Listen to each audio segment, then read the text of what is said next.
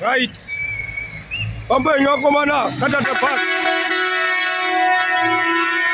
TRT Ronda Simba yabuda nemabereki yakananga via Port Alfred East London. Kadhire mota yenyewe ya wabereki yakabatwa na Tomolito.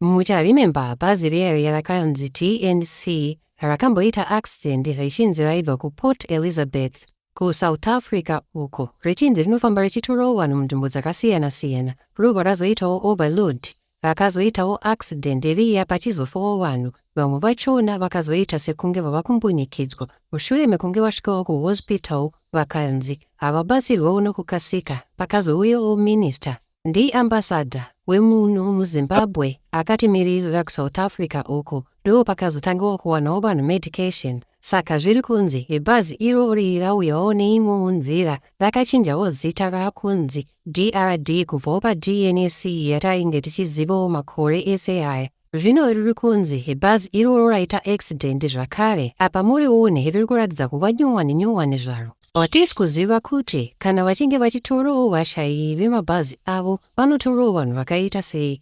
Vari kutora vanhu vavanenge vachizodzidzisa here pabudhiraivha apa kana kuti vari kutora vanhu vagara vane experience nakudhara. Hatizivewo zvamunofunga, tombosheyawo zvinhu mucomment section umu. Asi tiri kutaura kuti vana veZimbabwe ngativei serious pamabhizinesi edu atinenge tichidawo kutanga kana kungavawo kuine dzimwewo nyika vanhu vane experience ndo vanodikanwa pakuitawo basa iri. Zvatange tadarika 1 December mune zvakanaka tichitofungidzira kuti tavawo kuitawo zvinhu zvinenge zviri nani. Manje toramba tichingorekota here maextend anenge achiitika misi nenguva nekudiwa kwevanhu vanenge vari careless. Zvinhu izvi zvinorwadza zvinogombora. Hatisati tanzwa kuti pashayika vanhu vangani kana kuti vangani vakuwara.